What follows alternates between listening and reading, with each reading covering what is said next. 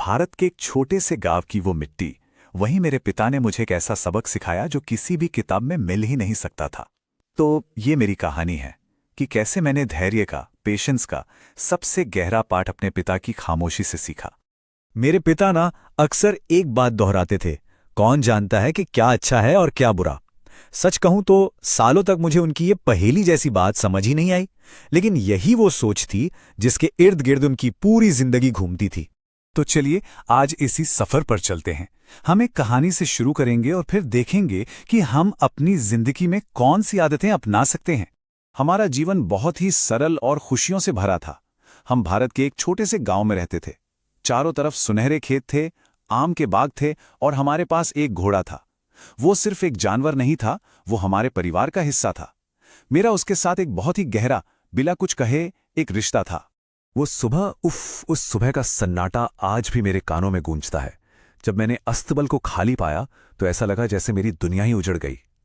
हमारा घोड़ा, हमारा साथी, वो गायब हो चुका था और ये हमारी जिंदगी की पहली बड़ी परीक्षा थी।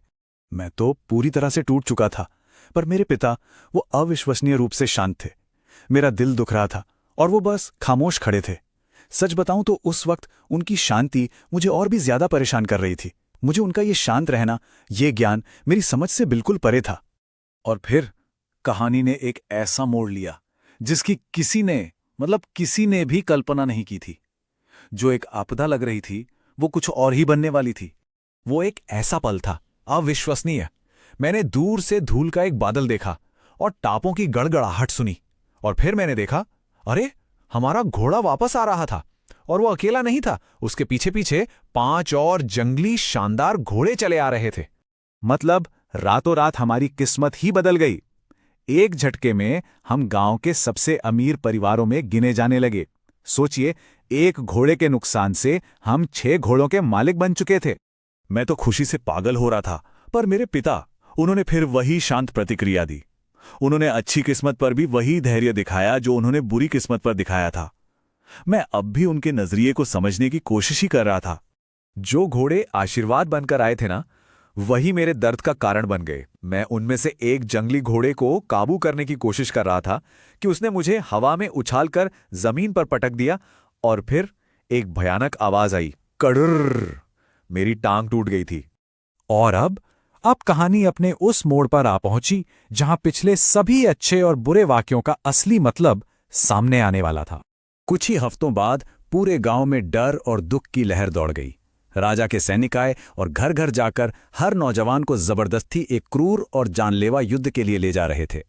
और यहां आके ना सारी कड़ियां जुड़ जाती हैं। देखिए, हर एक घटना जिसे मैंने अच्छा या बुरा माना था, वो एक जरूरी कड़ी थी। घोड़े का जाना, उसका वापस आना, मेरा गिरना, सब कुछ एक बड़ी तस्वीर का हिस्सा था जो अनजाने में मुझे बचा रही थी। जब सैनिक मेरे घर आए और मुझे बिस्तर पर टूटी टांग के साथ बेबस देखा, तो उन्होंने कहा, यह हमारे किसी काम का नहीं, और वो आगे बढ़ गए। बस उस एक पल में मुझे मेरे पिता के ज्ञान की गहराई का पूरी तरह से एहसास हो गया। मेरी टूटी हुई टांग जो एक अभिशाप लग रही थी, वो मेरा सबसे बड़ा आशीर्वाद बन गई। तो चलिए अब इस कहानी से इसके दार्शनिक सार की ओर बढ़ते हैं। समझते हैं उन सिद्धांतों को जो मैंने इस अनुभव से सीखे। मेरे पिता जिस तरह से जीते थे उसे कहते हैं भावनात्मक समता या इमोशनल इक्वानिमिटी।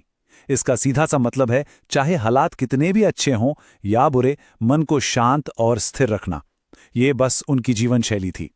तो यहां वो मुख्य बातें हैं जो मैंने सीखी। पहली, किसी भी घटना पर तुरंत अच्छा या बुरा का ठप्पा लगाना बंद करें। दूसरी, प्रक्रिया पर भरोसा रखें, भले ही आपको अंत ना दिख रहा हो। और तीसरी, अच्छे और बुरे दोनों समय में स्थिर रहें, क्योंकि संतुलन ही सब कुछ है। अच्छा, अब कहानी से आगे बढ़कर हम कुछ प्रैक्टिकल आदतों पर ध्यान देंगे, जिन्हें हम आज की इस तेज तर्रार दुनिया में धैर्य विकसित करने के लिए अपना सकते हैं। ये 3 बहुत ही सरल लेकिन शक्तिशाली आदतें हैं। पहली, सिर्फ देखें, फैसला न करें। घटनाओं को बस होने दें, उन्हें तुरंत अच्छा या बुरा मत कहिए। दूसरी, हर मौसम में आभार, चाहे फायदा हो या नुकसान, किसी न किसी चीज के लिए शुक्रगुजार रहें। और तीसरी, कहानी पर भरोसा रखें। याद रखें कि ये जीवन एक बहुत बड़ी किताब है और अभी हम सिर्फ एक पन्ना ही देख रहे हैं।